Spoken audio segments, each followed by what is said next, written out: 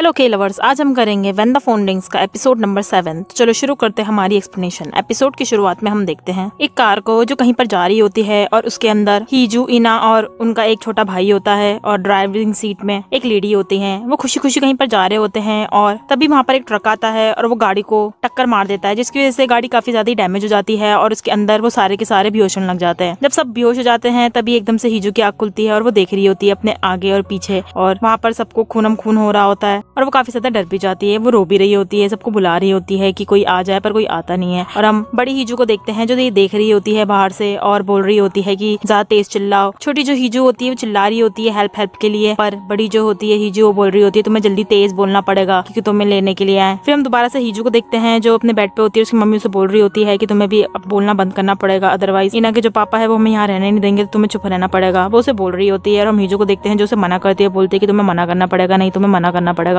पर वो कर नहीं पाती है और फिर रोने लग जाती है। वो काफी ज्यादा तेज और हमें पता चलता है कि हीजू ये सब अपना सपना देख रही होती है और हीजू को कोई बुला रहा होता है हीजू करके। और जब वो अपनी रियलिटी में आंखें खोलती तो उसे सामने की तरफ किसी की लाइट दिखती है और वो और कोई नहीं सायन होता है। जब सायन हीजू को देखता है तो वो उसके पास आ जाता है भागता हुआ और काफी ज्यादा डरा हुआ भी होता है। फिर हम हीजू की आवाज सुनते हैं जो बोल रही होती है कि जब किसी ने भी मेरी मदद नहीं करी और केयर नहीं करी तब तुम ही थे जो मेरे साथ में थे। मैं बहुत ज्यादा डरी हुई थी पर फिर भी तुम मेरे को सेव करने के लिए आए थे। हम सायन को देखते हैं जो हीजू के पास आता है और उसको उठाता है जब हीजू बेहोश हो जाती है, और हमें हीजू की आवाज आती है जो बोलती है कि मैंने कुछ भी नहीं कहा था फिर भी तुम मेरे को हमेशा सुनते थे। वो काफी चीजें बोल रही होती है और अगले ही पल हम उसे देखते हैं हॉस्पिटल बेड में जहाँ पर वो सोई हुई होती है। फिर वो एकदम से अपनी आंखें खोलती है और सामने की तरफ वो सायन को देखती है। सायन को देखते ही वो रोना स्टार्ट कर देती है और सायन भी काफी ज्यादा रो भी रहा होता है। वो बोलता है वो जा रहा है, पर तभी हीजू से पकड़ लेती है और उसे अपने आवाज से बोलती है कि मत जाओ। जब सायन उसे ये देखता है तो वो काफी ज्यादा सरप्राइज में होता है और हीजू रोने में लग जाती है। तो सायन बोलता है हाँ ठीक है मैं नहीं जाऊंगा कहीं पे भी, और वो भी रोने लग जाता है। वो दोनों रो रहे होते हैं काफी ज्यादा और सायन उसे दिलासा भी दे रहा होता है। दूसरी तरफ हम सायन के पापा को देखते हैं जिसमें उनको एक आदमी बता रहा होता है कि सायन के जहाँ पर कैंपिंग ले जा रहे थे वहाँ पर किसी का एक्सीडेंट हो गया है। तो वो काफी ज्यादा गुस्सा होने लग जाते हैं सायन के पापा की ये कैसे हो सकता है, ये कैसे हो सकता है। ये सुन के सायन के पापा काफी ज्यादा गुस्सा होने लग जाते हैं और बोलते हैं कि हमें क्या करना चाहिए, ये तो काफी ज्यादा ही गलत हुआ है, हमसे काफी ज्यादा क्वेश्चनिंग भी होने लग जाएगी। तभी वो दूसरा आदमी बताने लग जाता है कि हमें लगता है कि ये शायद एक प्लान था, ये शायद सायन को लेता पर ये उस एम्प्लॉय में हो गया है। जब ये बात सायन के पापा सुनते तो काफी ज्यादा खुश हो जाते हैं और बोलते हैं कि ये काफी ज्यादा अच्छा न्यूज बन सकता है और हम काफी ज्यादा ही सिंपैथी गेन कर सकते हैं। तो वो उनको बोलता है कि जाओ स्क्रिप्ट को तैयार करो, और वो आदमी चला जाता है। फिर वो तैयार होने लग जाते हैं, बोलते हैं कि मैं कैसे लगूंगा कैमरा में। और दूसरी तरफ हम देखते हैं हीजू को जो टेस्ट करवा रही होती है और बोल रही होती है अपने आप से कि मैं उसके सामने बोल गई अब मैं क्या करूंगी, और मुझे लगता है शायद उसे पता है वैसे भी। फिर वो याद करती है जब सायन उसे बता रहा होता है उसके फोन में दूसरे वाले से करके कि मैंने उसके बैग में फर्स्ट एड वगैरह सब चीज रखी हुई होती है। हीजू उसकी बातों को याद कर रही होती है जब वो व्हील चेयर में जा रही होती है अपने अगले चेकअप के लिए। और फिर जब उसका एक्सरे हो रहा था तो वो सोचती है कि शायद उसको पता चल गया है सायन को, तो मेरे को वो बहुत ही जल्द डिवोर्स दे देगा क्योंकि उसे पता चल चुका है कि मैं बोल सकती हूँ। और वो थोड़ा सिनेरियो भी याद करने लग जाती है जिसमें सायन उसके पास आता है, उसको डिवोर्स पेपर देता है और बोलता है कि अब मुझे तुम्हें डिवोर्स देना पड़ेगा क्योंकि तुमने मुझे पागल बनाया था। और हीजू उसके पैर भी गिर जाती है पर सायन उसे बोलता है नहीं मैं दे के रहूंगा। फ्लैशबैक खत्म होने के बाद हीजू वापस से अपने सेंस में आती है और दूसरी तरफ हम सायन को देखते हैं जो दोजी से बात कर रहा होता है। दोजी भी उसे वही वाली बात बता रहा होता है कि सबको पता चल चुका है और रिपोर्टर्स काफी ज्यादा ही दिक्कत कर रहे हैं। वो ये भी बात करते हैं कि शायद हीजू किसी ने गिराया था और वो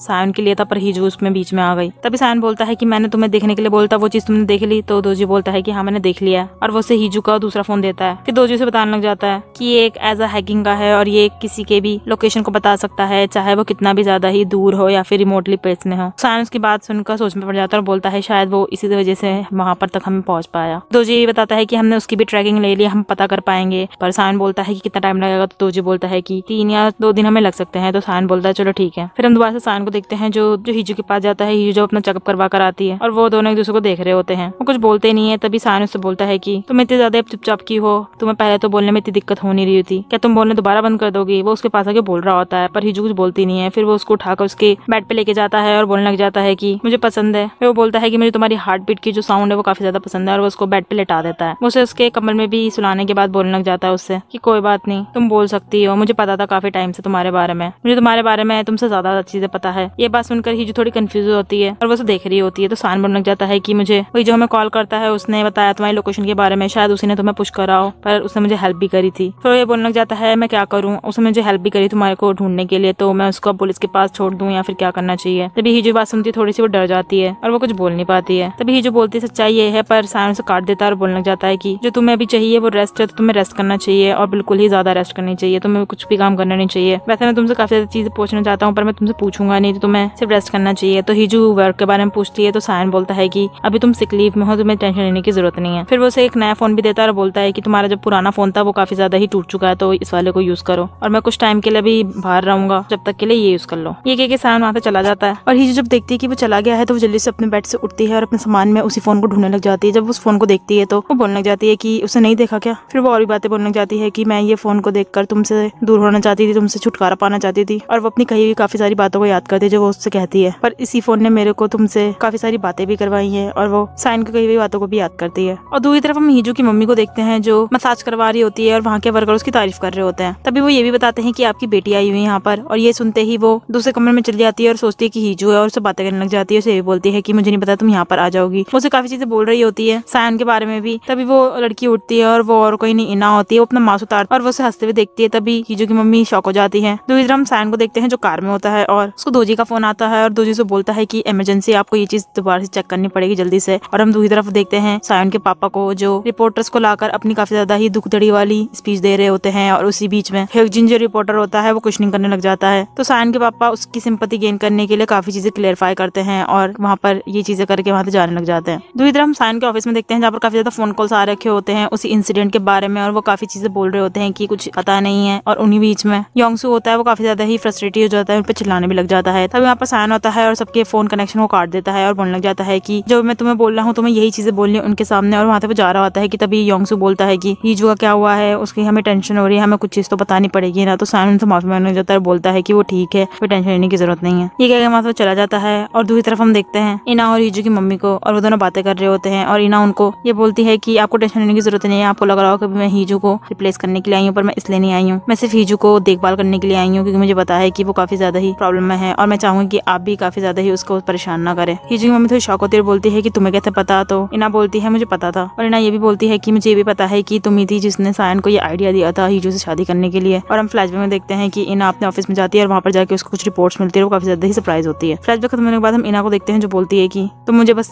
डराना चाहती थी, इससे तुम वहाँ से भगाना चाहती थी। पर हीजू की मम्मी सरप्राइज होते बोलती है कि तुम क्या बातें कर रही हो। तो इना को पता चलता है शायद वो नहीं थी इस बात के लिए। इना ये भी बोलती है कि अब तुम्हें हीजू को कोई भी टेंशन लेने की जरूरत नहीं है, मैं उसको यहाँ पर हेल्प करने के लिए आई हूँ। हीजू की मम्मी बोलती है हेल्प, तुम ऐसा बोली जैसे कि मैं उसे टेंशन दे रही हूँ, सायन है जो उसको ये चीजें कर रहा है। तो हिना बोलती है तुम्हें क्या लग रहा है कि मुझे नहीं पता, तुम भी उसे यही करना चाहती हो। पर हीजू की मम्मी बोलती है कि मैं ही नहीं हूँ सिर्फ इसमें। और सायन जब इना ये सुनती है वो काफी ज्यादा शॉक में होती है। दूसरी तरफ हम सायन के पापा को देखते हैं जो अपनी न्यूज को देख रहे होते हैं, काफी ज्यादा ही अपनी तारीफ भी कर रहे होते हैं और वो सोच रहे होते हैं कि सायन अभी तक क्यों नहीं आया। पर तभी वहाँ पर सायन आ जाता है और सायन उन्हें वार्न करने लग जाता है कि आप अगर ये रिपोर्ट्स को बंद नहीं करोगे तो मैं आपको काफी ज्यादा ही मुश्किल में डाल सकता हूँ। तो सायन के पापा बोलते हैं तुम ये क्या बोल रहे हो, तुम्हें क्या लग रहा है कि तुम्हें ये नाम किसने दिया है, वो चीजें बोल रहे होते हैं। सायन बोलता है मैंने कभी मांगा नहीं था, तो मैं ऐसे बोलने की जरूरत नहीं है। और हम फ्लैश में देखते हैं कि सायन जब खाना खा रहा होता है तो सायन की मम्मी से टोक रही होती है कि हमारा सायन ऐसा नहीं करता था, हमारा सायन वैसा नहीं करता था। और सायन एक बैज पहनता है जिसमें पार्क सायन लिखा होता है और वो काफी ज्यादा चिड़ रहा होता है। फ्लैश खत्म होने के बाद सायन उसके पास आता है और बोलता है कि अगर तुमने ये चीजें बंद नहीं करी तो मैं तुम्हें काफी ज्यादा बर्बाद कर दूंगा, तो ये चीजें बंद कर लो। सायन के बाबा बोलते हैं तुम्हें अगर तुम कर सकते हो, पर सायन बोलता है कि आप टेंशन मत लीजिए, मैं कर सकता हूँ। उसके बाबा बोलने जाते हैं तुम इतना ज्यादा टेंशन इस विक्टिम के लिए क्यों ले रहे हो। तो सायन बोलता है क्योंकि ये फैमिली है। और जब ये वाली बात सुनते हैं सायन के पापा तो थोड़े से सरप्राइज होते हैं, बोलते हैं कि कौन, और उनको पता चलता है कि वो हीजू है। तो बोलते हैं कि तुम उसको वहाँ पर क्यों ले गए हो। तो सायन बोलता है कि आपको ज्यादा चुभ रहा है कि प्रेसिडेंट के ऑफिस में आपसे पहले वो चली गई है, और वो ये कहकर वहाँ से चला जाता है। अगले सीन में हम यूरी को देखते हैं जो चल रही होती है कॉफी लेके, पर यूरी वहाँ पर गिरने वाली होती है कि तभी सांगो उसे बचा लेता है और बोलता है कि चलो जल्दी। और अगले पल हम उन्हें मीटिंग करते हुए देखते हैं उसी केस के बारे में। और हम ये भी देखते हैं कि सांगो कुछ ड्रॉ कर रहा होता है। दूसरी तरफ मीजू को देखते हुए सो रही होती है और वो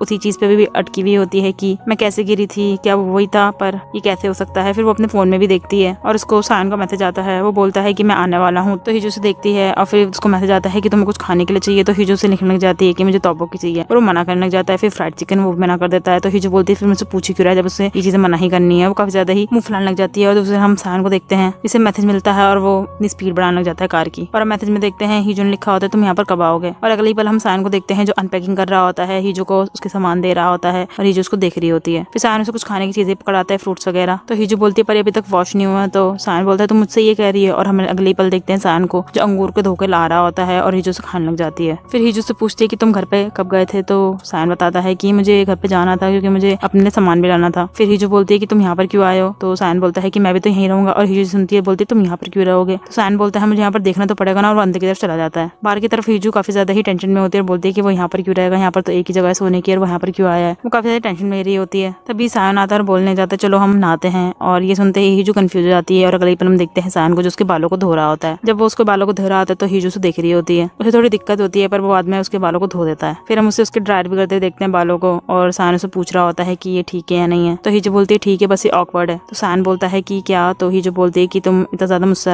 नाइस क्यों हो रहे हो।